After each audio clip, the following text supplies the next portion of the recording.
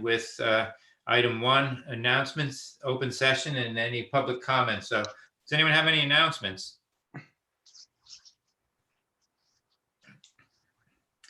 Any discussion for open session? And public comments? Okay, let's move on then to administrative. So for roll call, we have myself, Chris, we have Joe, we have Skip, we have Kevin, and we have Janet, and we have Will. And I think we're expecting Alfred, and Kurt had responded that he would join, so they may just be coming in.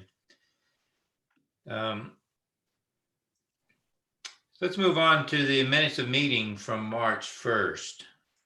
And people need a few minutes to review them, refresh their memory, and then we can entertain a motion to accept or any comments and corrections to them.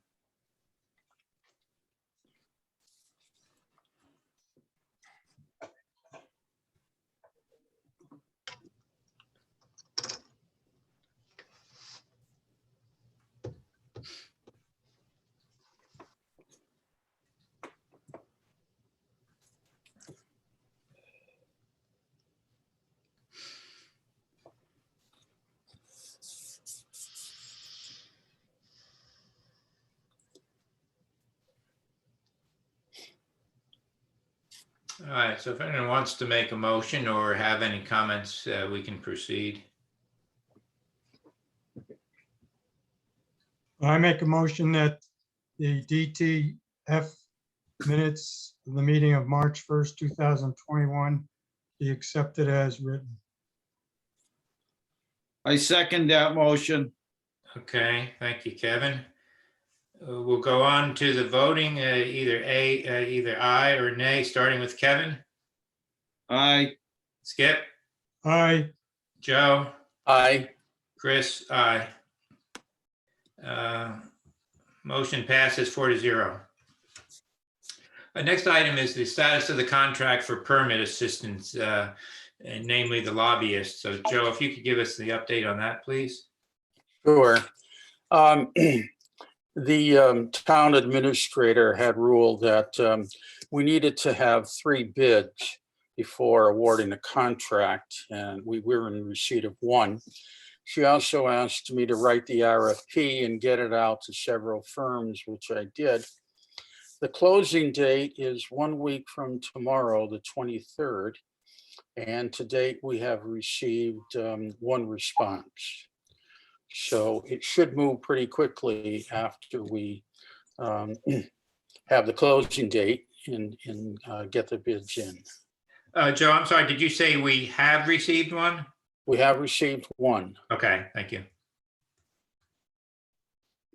Can I ask a question, Joe? Is that the one that we had worked with before? Yes, it is. Okay. Thank you. And we were also told that if we got no other responses, we could go ahead and award it to that person.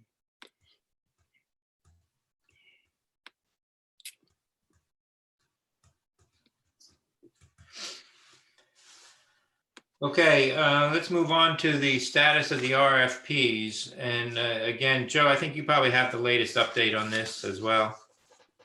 Well, the town administrator stated that we didn't have to go out with brand new RFPs, that the contract under the present arrangement with the engineering firm could be continued. Right. So they reached agreement, and there should be a pretty smooth flow of that continuance to move ahead.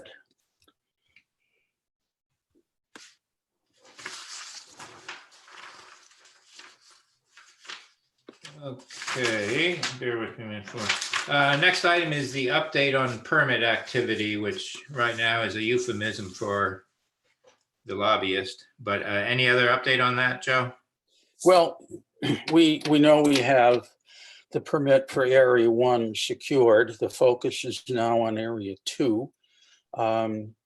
I have been establishing contacts with our congressional delegation, senators here, Senator Peake, continuing to have those conversations. And I think the real thrust of it is going to be when the lobbyist contract is ready to go out. And if it is the lobbyist that we have used, he's got a plan all ready to move as soon as he receives that contract. So, we should know more at that time. Right, okay. All right, we'll move on to funding grants, and I think everyone knows the application that's been worked on is the one for the 2021 Massachusetts Dredging Program. It's due on Wednesday, the 17th. It's essentially finalized. We got input from people. I think at the last meeting, we had already received some input from Will and from Nancy. So GEI is just making some minor updates, and they will submit it tomorrow, Tuesday, and not go down to the wire on Wednesday. So we're in good shape on that one. The other grants that we'll be looking at is the Seaport Economic Council. And one of the things that we learned on the information session for the call we had with EOHED is the SEC grant this year has a new category which allows you to recover the design costs for dredging. So we certainly plan to submit that. It's an interesting application. It's almost identical to the one that we just finished up, although it's 10 out of those 17 pages. So some of the sections are not in this new application, but obviously our input will be identical, virtually identical to what we're just finishing up in the last week or two. So that one would be for the dredging design cost, the engineering. And then the traditional SEC grant is still there. The form, although the form for that is not available online, it's an online portal, but I understand that the content and the information we have to provide will be similar to previous years. And this would be one that we would go for piling replacement. And if you remember the categories, there's 4 or 5 of them, and the one we would check would be infrastructure. Any questions or comments on that? Oh, and these are due May 1st, or at least, well, it's rolling submittal dates, but to meet our needs, we want to submit it for the May 1st. So, we got a little bit of work ahead of us. Like I said, the one application is almost a duplicate, so that'll be easy.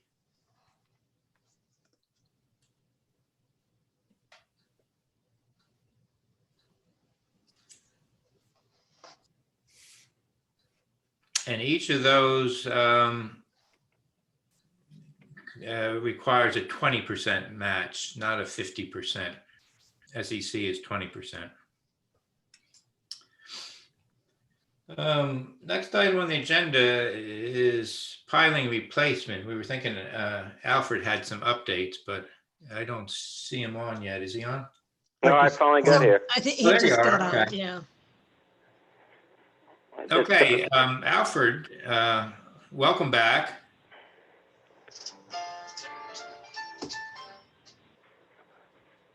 And temperature is a zero-sum game, so I suspect we're all kind of paying the price for any warm weather you may have had last week. I think we all are. I was out in it yesterday and today. Right. Basically, the discussion with the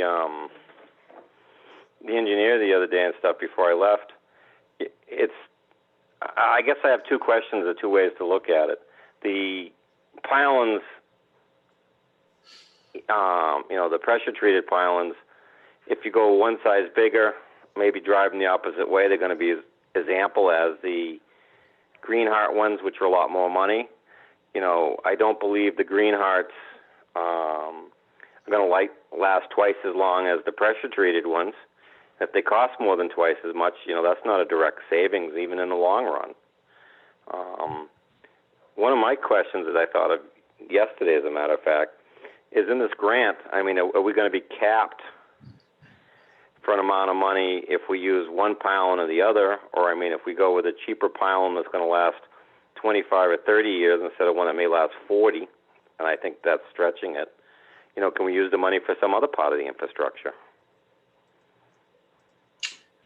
The grant, as I understand it, is capped at $1 million. And in our case, I think, that would probably be the cap for the piling and the design. And I think we'll be under that cap. Just doing some quick math on the piling, I think we came to the conclusion we'd be okay.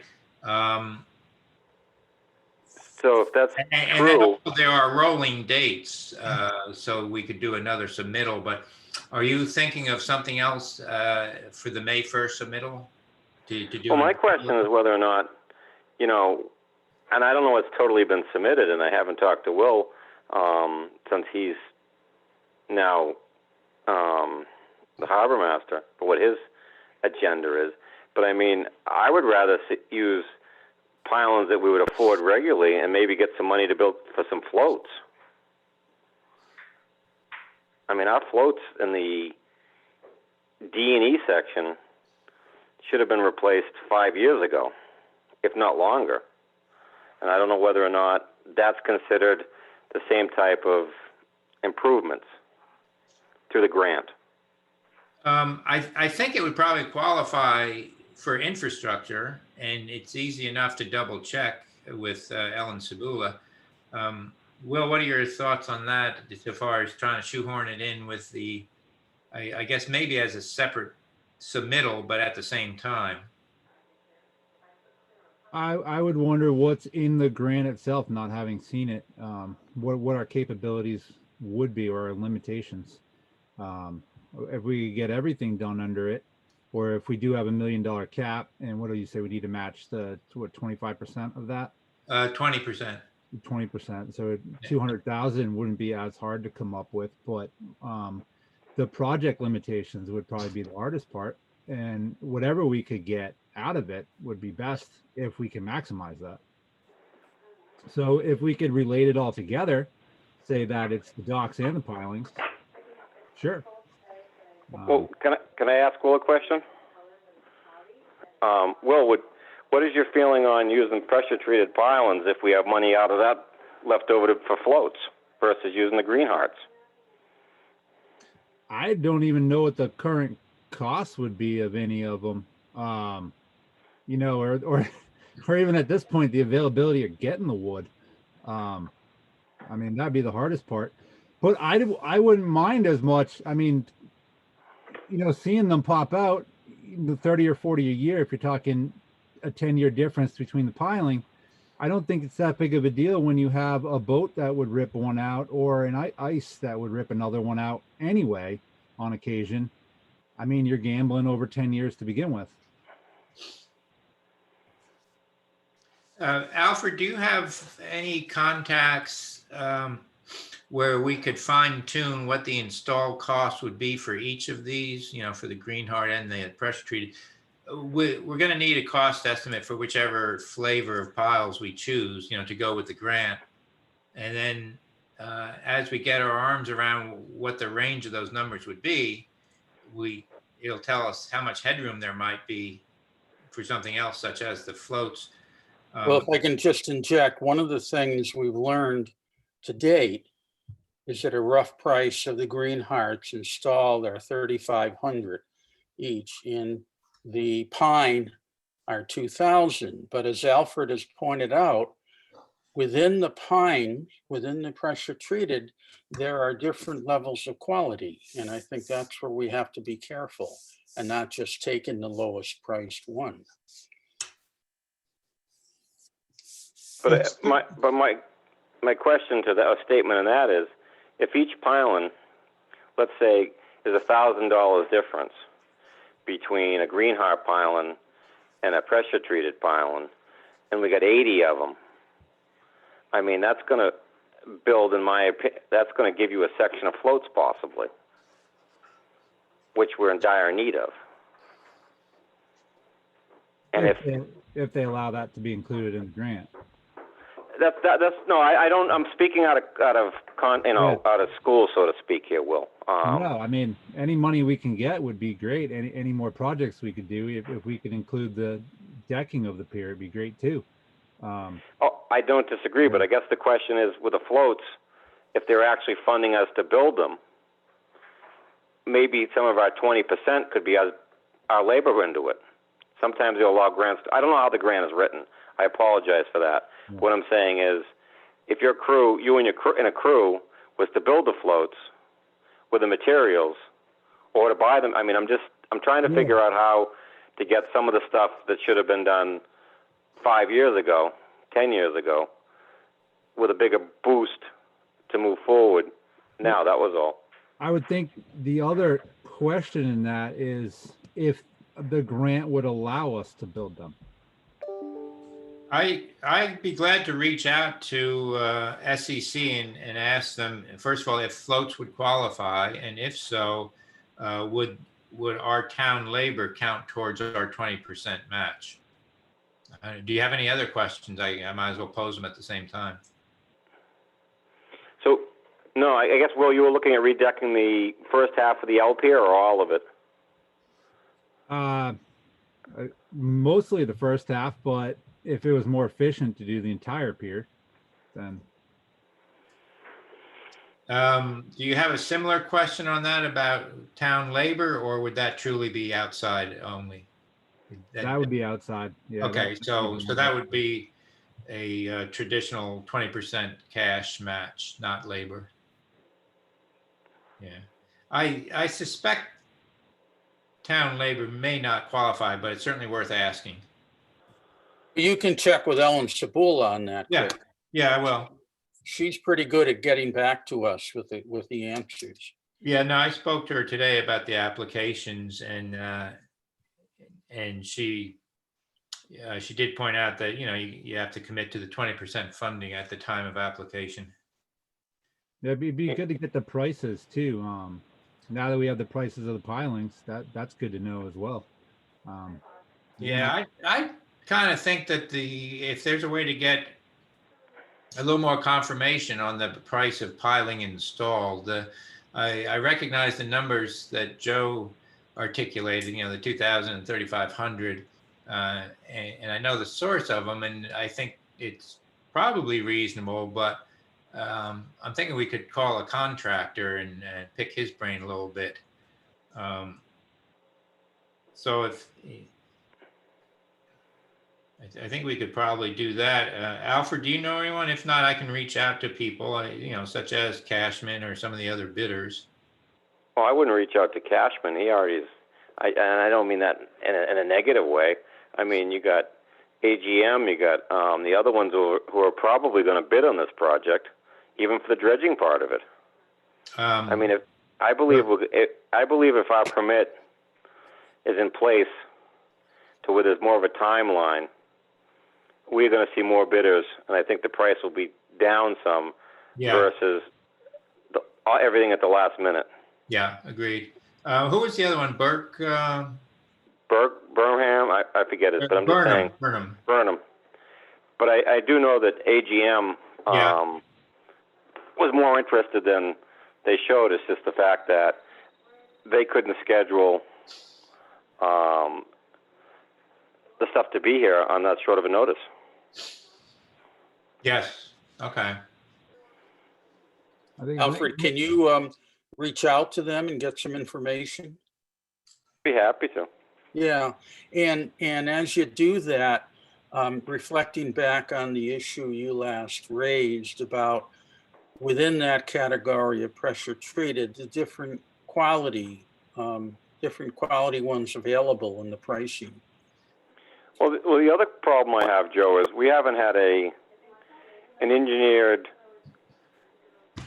I mean, when you ask the engineer what size pilings we should be using, they should be able to call you back and tell you you need a 40-foot pile and a 50-foot pile and a 60-foot pile. because at that point you can also go up a size because the diameter is going to change. But I mean, we don't seem to get that type of a response from our engineer that we're paying now. Well, you raised that issue in the last call with him. And what was discussed, as I recall, was 40 or 50-foot pilings. But, you know, there was nothing definitive at that point in time.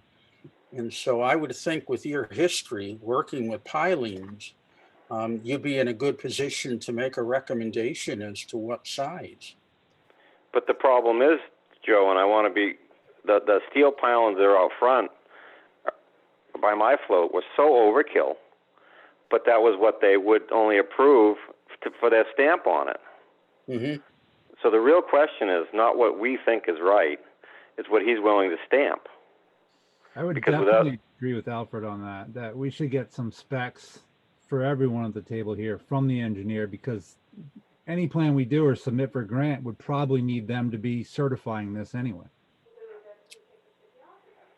I don't disagree with that at all, but I don't want to be dependent upon the engineers to make a choice of the quality of the piling.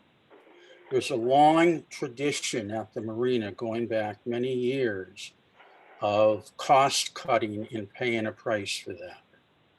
So all I'm saying is I don't want to be letting him calling the shots without our having input and advocating for what we want. Wouldn't he give you a choice? I mean, on grades, I mean, different grades, the higher the copper sulfite that they use, the more money it's going to cost for the piling, unless it's just a standard for saltwater pilings. And like Alfred said, the suggestion that he made about driving them backwards is very well taken, because the ice would form and push them up, whereas if they were driven backwards, it would go into the taper, so they wouldn't lift as quickly.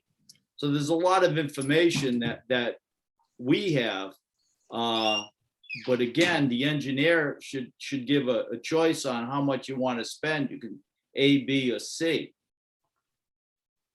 I personally would pursue these two things in parallel, just because of the timing. These two things being, we'll push the engineer to take out his number 2 pencil and get a design and a recommendation. But I think if we got representative pricing from contractors, you know, the ones that Alfred can talk to, you know, based on, well, you know, how much is it for a 40-footer pressure treated? You know, they should be able to pull those numbers pretty quickly, and for a couple of scenarios.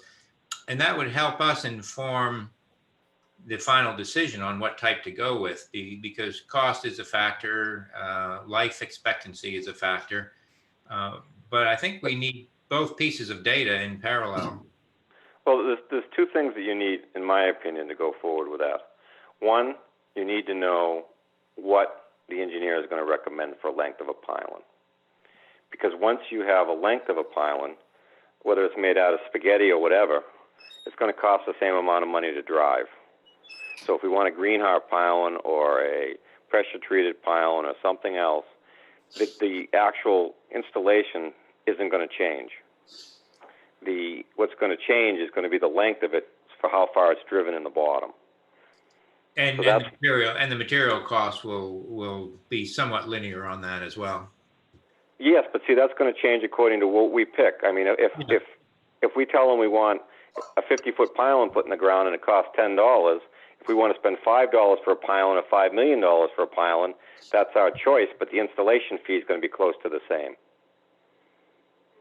Is what I'm trying to do. I would think that the piling contractors could give you a menu of pricing, you know, not to burden them with a lot of questions, but you know, they bid them every day, 40-footers, 50-footers, same with the diameter. But they got to know how far they're pushing them in the ground. Yeah. Because that's going to determine how long it takes to drive each piling.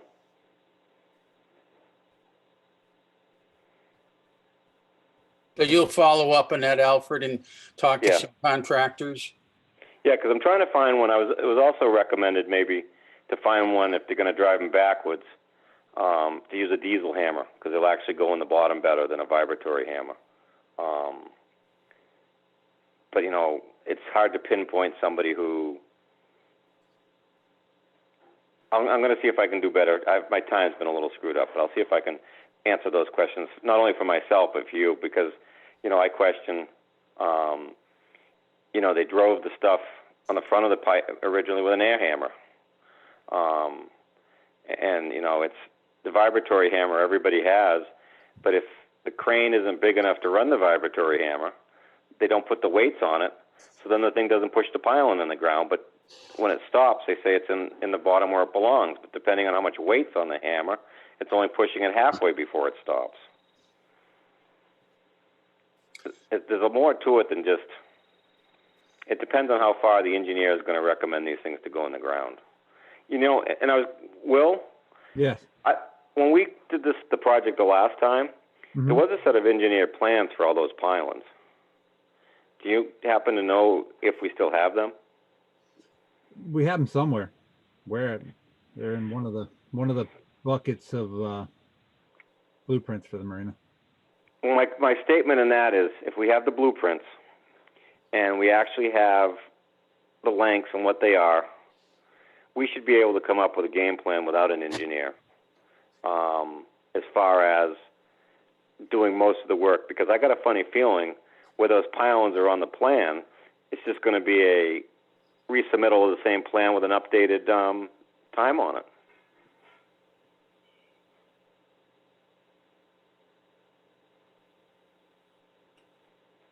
Yeah, and or a material spec change if. Yeah, no, but I'm saying I think we've probably got a blueprint for what we're trying to do. Yeah, no, you're right. The dots aren't going to move because it's replacing kind. No, we're going to pay so much for each pylon to the conservation, the rest of the stuff, and if it's the same as the last one that was approved, you know, this is not a big deal, in my opinion.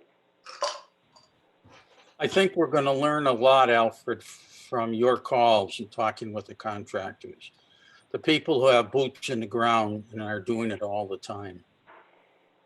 Well, I have no problem doing that, but if we can find the stuff through Will, that would also be helpful. Yeah. I think at that point we'll get a better, not a better price, but a better idea to give the people what we're asking the questions for. When does this go out for bid? For the pilings? Well, we envision putting it in with the dredging package as an option. But to answer your question, it would probably go out for bid in about June.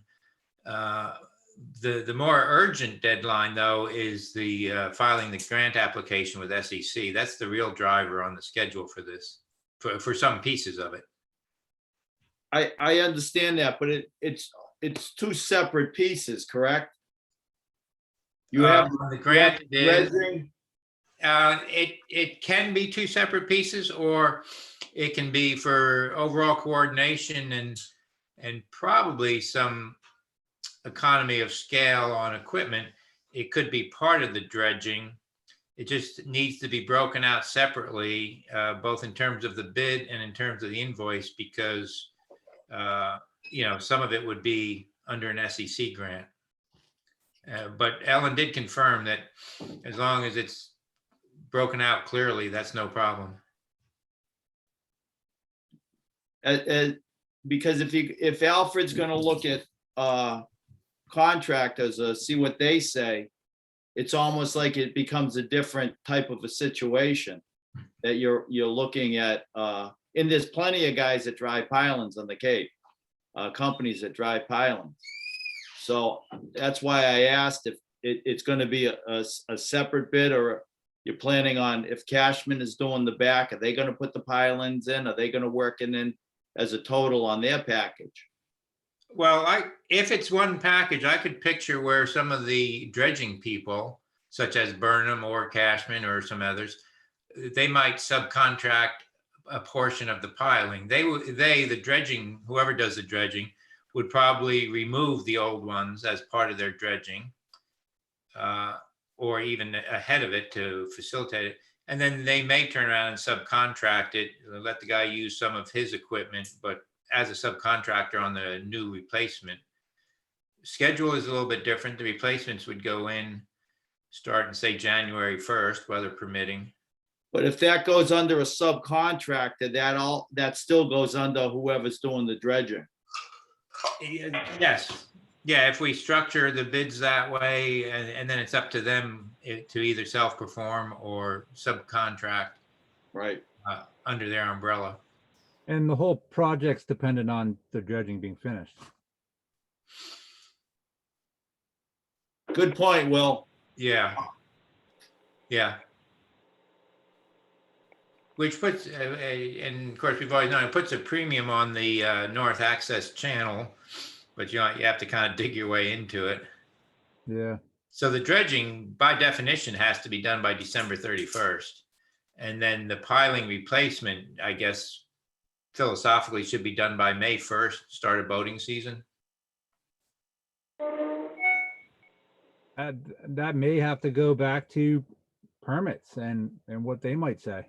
It might, yeah. Yeah. Yeah, no, permits, I mean, as always, enter into it. You're right. yeah, God knows what they are going to say next is living around there.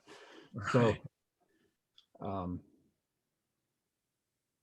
I doubt they'd let you go as far as May 1st, because at that point, we were talking, the oceans are coming back alive. Everything's dormant in the wintertime. Not everything, but the majority of it. yeah. Well, what do you think the restriction would be going to May 1st? It's not a disposal site.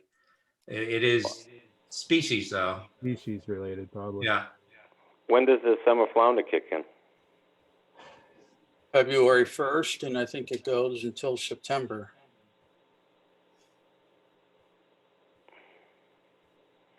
I mean, I think that, unfortunately, we need a bulletin board for almost a Ouija board to know when we're allowed to do anything.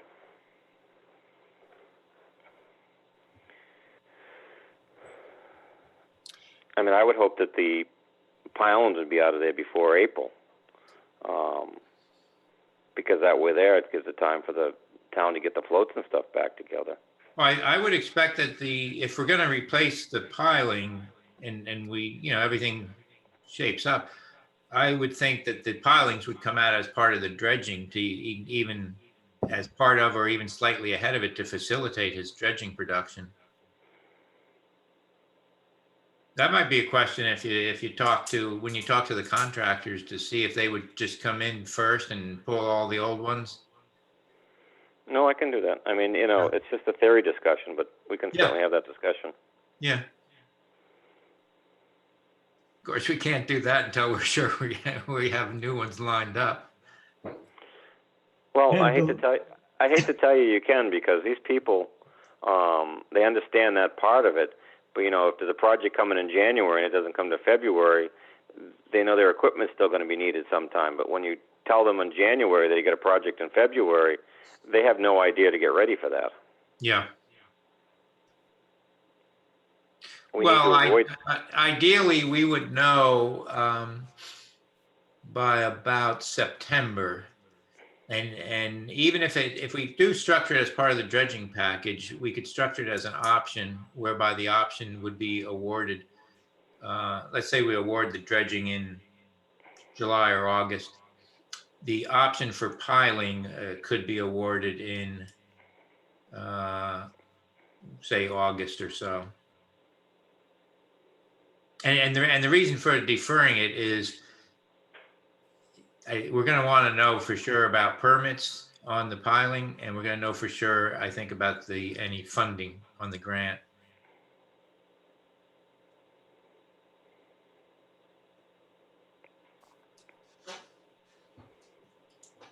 You ready to move on, Chris?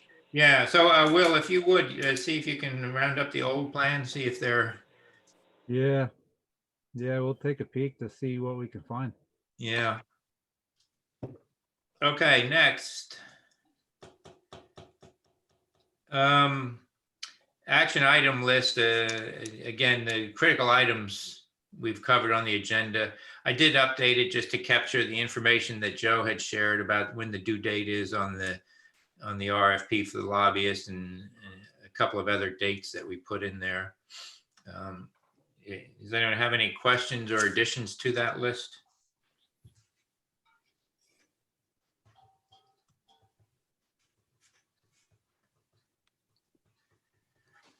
Okay. Anything else before we talk about the next meeting? Proposed March 29th, 2 weeks from tonight. Is that good for everyone? Sounds good.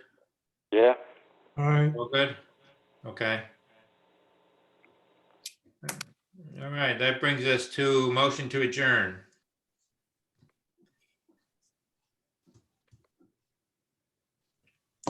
Whoever makes that motion is eligible for a door prize. I'm just saying.